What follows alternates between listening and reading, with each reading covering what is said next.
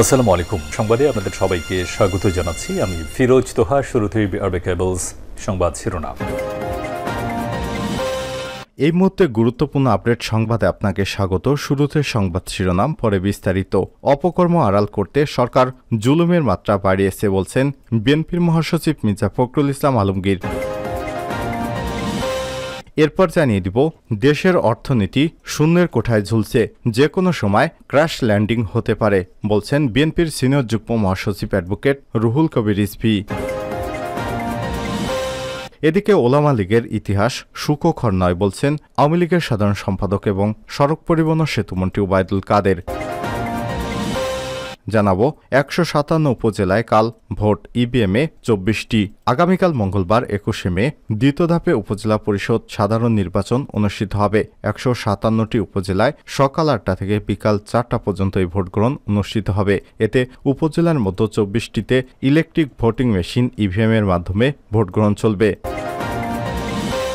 জানিয়ে দিব, ঢাকার ৬ থানায় নবগঠিত মহিলা দলের কমিটি বাতিল। ঢাকা মহানগর মহিলা দল উত্তরের ৬ থানায় নবগঠিত কমিটি বাতিল করা হয়েছে রোববার ১৯শে মে। সংগঠনটির আহ্বায়ক চৌধুরী নায়েব ইউসুফ এবং সদস্য রুনা লায়লা প্রেস বিজ্ঞপ্তির মাধ্যমে এসব তথ্য জানিয়েছে।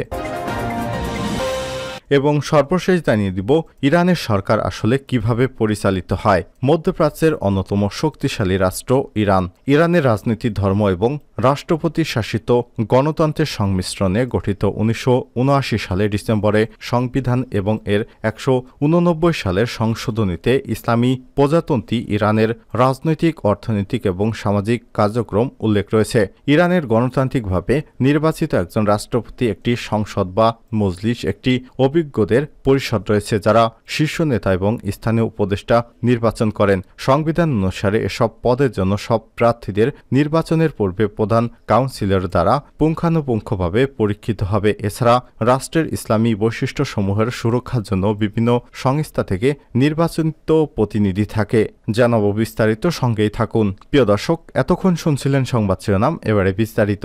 তবে তার আগে অনুরোধ থাকবে, আপনি কোন স্থান থেকে আমাদের সংবাদটি দেখছেন কমেন্ট করে জানিয়ে দিন। এই সংবাদ সম্পর্কে আপনার মূল্যবান মতামত। প্রিয় দর্শক, আপনি যদি আমাদের চ্যানেলে নতুন হয়ে থাকেন, ভিডিওটি দেখতে দেখতে চ্যানেলটি সাবস্ক্রাইব করে রাখুন, যাতে করে আমাদের লেটেস্ট আপডেট সংবাদগুলো সবার আগে আপনার কাছে পৌঁছে যায়। এবারে বিস্তারিত। অপকর্ম আড়াল করতে সরকার জুলুমের মাত্রা বাড়িয়েছে মির্জা ফখরুল। সরকার তাদের সব অপকর্ম আড়াল করতেই জুলুমের মাত্রা বৃদ্ধি করেছে বলে মন্তব্য করেছেন বিএনপির মহাসচিব মির্জা ফখরুল ইসলাম আলমগীর। সোমবার ২০ মে এক বিবৃতিতে তিনি এসব কথা বলেন। বিএনপির জাতীয় নির্বাহী কমিটির সদস্য এবং ঢাকা জেলা বিএনপির সভাপতি খন্দকার আবু আশফাক এবং দোহার উপজেলা বিএনপির সভাপতি নজরুল ইসলাম মেসের এবং সাধারণ সম্পাদক মাসুদ পারভেজকে প্রথমে জামিন প্রদান এবং পরে জামিন বাতিল করে কারাগারে প্রেরণের ঘটনায় গভীর উদ্বেগ প্রকাশ করে তিনি এই বিবৃতি দেন। বিবৃতিতে বিএনপির মহাসচিব বলেন, ৭ই জানুয়ারি আওয়ামী ডামি সরকার নব্য বাকশালী শাসন প্রতিষ্ঠার মাধ্যমে তাদের অবৈধ ক্ষমতা পাকাপোক্ত করতে দেশব্যাপী বিএনপি সহ বিরোধী দলের নেতাকর্মীদের উপর অবর্ণনীয় জুলুম অত্যাচার অব্যাহত রেখেছে। সেটিরই ধারাবাহিকতায় বিএনপির জাতীয় নির্বাহী কমিটির সদস্য এবং ঢাকা জেলা বিএনপির সভাপতি খন্দকার আবু আশফাক, দোহার উপজেলা বিএনপির সভাপতি নজরুল ইসলাম মেসের এবং সাধারণ সম্পাদক মাসুদ পারভেজের জামিন নামঞ্জুর করে তাদের কারাগারে পাঠানো হলো। তিনি বলেন, দখলদার আওয়ামী ফ্যাসিস্ট সরকার আদালতকে বিদায় দিয়ে বিএনপি সহ বিরোধী দল এবং মতের নেতাকর্মীদের জামিন নামঞ্জুরের মাধ্যমে কারারন্তীন অমানবিক খেলায় বেপরোয়া হয়ে উঠেছে।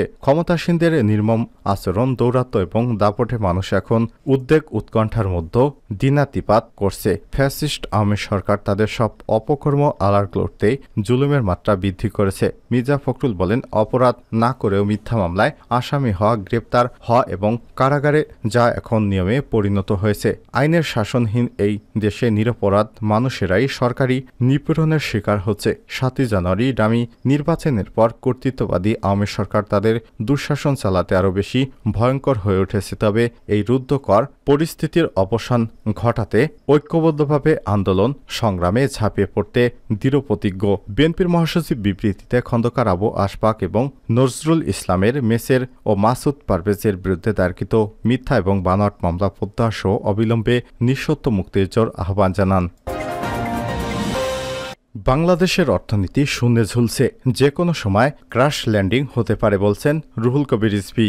দেশের অর্থনৈতিক দুরবস্থার কথা উল্লেখ করে সরকারের ব্যর্থতার কঠোর সমালোচনা করেছেন বিএনপির সিনিয়র যুগ্ম মহাসচিব অ্যাডভোকেট রুহুল কবির রিজভী। তিনি বলেছেন, অর্থনীতি তথা আর্থিক খাত শূন্যে ঝুলছে, যে কোনো সময় ক্র্যাশ ল্যান্ডিং হতে পারে।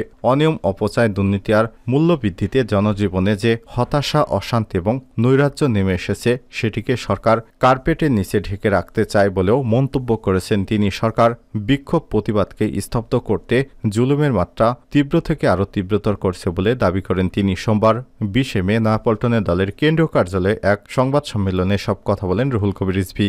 বিএনপির এই নেতা বলেন, দেশের গণতন্ত্রকামী মানুষেরা এখন কারাগারে, আর টেন্ডারবাস, তদবিরবাস, ধোঁকাবাস, সিন্ডিকেটবাস, চাঁদাবাস, ঋণখেলাপিদের দৌরাত্ম্য এখন চরমে। রুহুল কবির রিজভী আরও বলেন, শীর্ষ ব্যবসায়ী যে কোনো অনুমতি না নিয়ে বিদেশে অর্থ সরিয়ে বিনিয়োগ করতে পারে। নিয়মনীতি না মেনে হাজার হাজার কোটি টাকা ঋণ নেওয়া হয়েছে। ব্যাংকিং খাতে এখন চরম অব্যবস্থাপনা।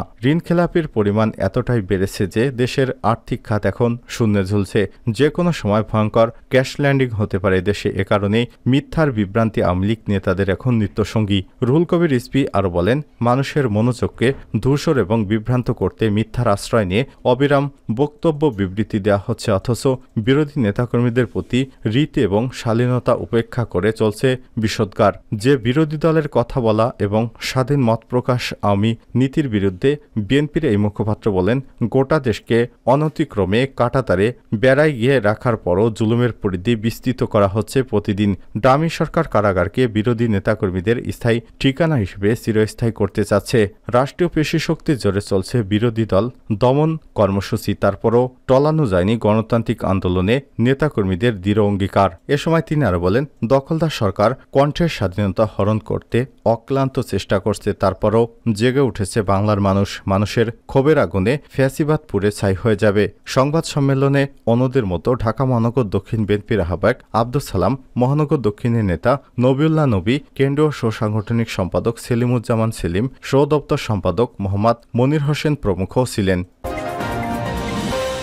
ওলামা লীগের ইতিহাস সুখকর নয় বলছেন কাদের। ওলামা লীগ ক্ষমতাসীন আওয়ামী লীগের ভাতৃপ্রতিম সংগঠন হলেও এর ইতিহাস খুব সুখকর নয় বলে মন্তব্য করেছেন দলের সাধারণ সম্পাদক এবং সেতুমন্ত্রী ওবায়দুল কাদের। সোমবার 20 মে দুপুরে বঙ্গবন্ধু অ্যাভিনিউয়ে আওয়ামী লীগের কেন্দ্রীয় কার্যালয়ের সামনে ওলামা লীগের প্রতিষ্ঠা বার্ষিকীর আলোচনা সভায় এসব কথা বলেছেন তিনি। ওলামা লীগের ইতিহাস খুব সুখকর নয় উল্লেখ করে আওয়ামী লীগের সাধারণ সম্পাদক বলেন, অতীতে যা দেখেছি কারোর সঙ্গে কারো মিল নেই। নেতায় নেতায় বিভেদ, অনেককে দলের আদর্শ পরিপন্থী সাম্প্রদায়িক বক্তব্য দিতে দেখেছি। আওয়ামী লীগের ভাতৃপ্রতিম সংগঠনের এমন কেউ উচ্চারণ করবে সেটা আমি আশা করি না।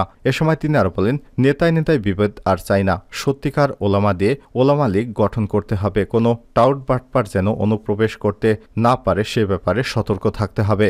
ওলামা লীগের নেতাকর্মীদের উদ্দেশ্যে ওবায়দুল কাদের বলেন, ধর্মের নামে ধর্ম ব্যবসা চলবে না। আওয়ামী লীগের সঙ্গে কাজ করতে হলে আওয়ামী লীগের প্রতিষ্ঠাতা জাতির পিতার আদর্শ মেনে চলতে হবে। শেখ হাসিনার সৎ রাজনীতিকে অনুসরণ করতে হবে। ফ্রি স্টাইলে যা খুশি বলবেন, এরকম লোকের আমাদের কোনো দরকার নেই। 157 উপজেলায় কাল ভোট, ইভিএমে 24টি।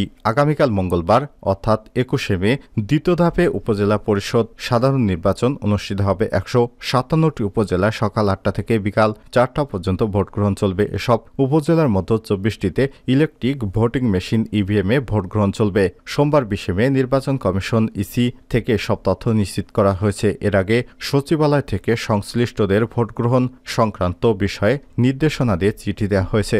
জাতীয় পরিচয় নিবন্ধন অনুবিভাগের সহকারী পরিচালক বৈধ এবং সঠিকতা যাচাইকরণ মোহাম্মদ সারার হোসেন স্বাক্ষরিত চিঠিতে বলা হয়েছে, আগামীকাল 21 মে দ্বিতীয় ধাপে 157টি উপজেলা পরিষদের সাধারণ নির্বাচন অনুষ্ঠিত হবে। এর মধ্যে 24টি উপজেলা পরিষদের সাধারণ নির্বাচন ইলেকট্রিক ভোটিং মেশিন ইভিএম এর মাধ্যমে হবে। 24টি উপজেলার ইভিএম মেশিনের কার্যক্রম নির্বাচন ভবন ইভিএম কন্ট্রোল রুম থেকে পরিচালনা করা হবে। চিঠিতে বলা হয়, ইভিএম এর সঠিক ব্যবহার নিশ্চিত করতে রিটার্নিং অফিসার, সহকারী রিটার্নিং অফিসার, আঞ্চলিক নির্বাচন কর্মকর্তা, জেলা নির্বাচন অফিসার, উপজেলা বা থানা নির্বাচন অফিসার, প্রিজাইডিং অফিসার, মোবাইল কারিগরি টিম এবং ভোট গ্রহণকারী কারিগরি টিমের সঙ্গে ইভিএম কন্ট্রোল রুম থেকে সার্বক্ষণিক সমন্বয় করা হবে এবং সেজন্য আইডিএ প্রকল্প পর্যায় 2 নিক্স থেকে বিভিন্ন পর্যায়ের 24 জন কর্মকর্তা এবং কর্মচারীকে দায়িত্ব দেওয়া হয়েছে।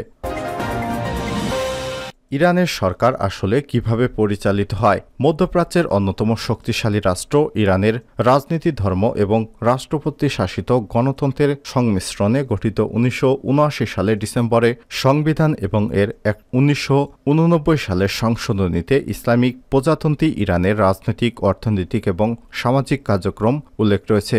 ইরানের গণতান্ত্রিকভাবে নির্বাচিত একজন রাষ্ট্রপতি, একটি সংসদ বা মজলিস, একটি অভিজ্ঞদের পরিষদ রয়েছে যারা শীর্ষ নেতা, স্থানীয় উপদেষ্টা নির্বাচন করেন। সংবিধান অনুসারে এসব পদের জন্য সব প্রার্থীদের নির্বাচনের পূর্বে প্রধান কাউন্সিলের দ্বারা পুঙ্খানুপুঙ্খভাবে পরীক্ষিত হতে হবে। এছাড়াও রাষ্ট্রের ইসলামী বৈশিষ্ট্যসমূহের সুরক্ষার জন্য বিভিন্ন সংস্থা থেকে নির্বাচিত প্রতিনিধি থাকে।